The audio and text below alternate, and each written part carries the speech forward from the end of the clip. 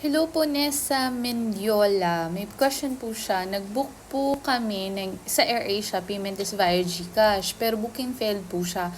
Paano po kaya siya mabilis ma-refund? Napanghihinaan na ako ng loob. And then may another question pa siya kasi need daw nga niya ng help.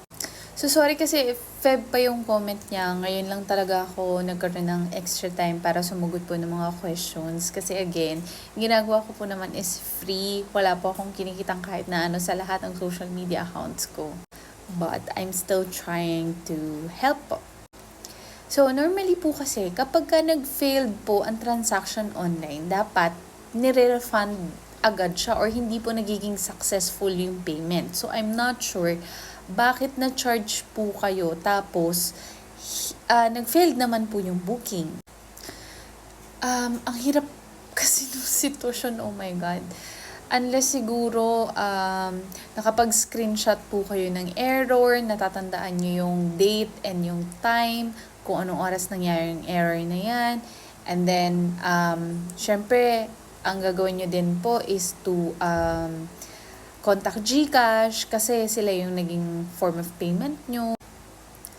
Dapat kontakin nyo din po si airline, i-check nyo yung email address nyo, baka naman po nag-confirm yung flight. So, send me updates po kasi it's been a month na yung comment niya.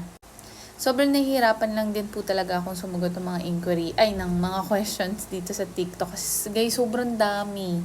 As in, araw-araw yung notification ko, 99 plus. Hindi pa kasama dyan yung mga private message. Kasi guys, ang hirap pong mag-type.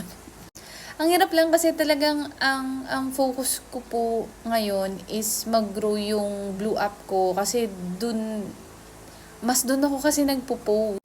Kaya hindi ko masyadong napapansin yung TikTok pero napansin ko din na mas madami akong audience dito sa TikTok. But anyways, moving back, update nyo po ako kung ano nang nangyari. Pero kapag po kasi may mga error na ganyan, makikita din naman yan ng parang IT something ng AirAsia.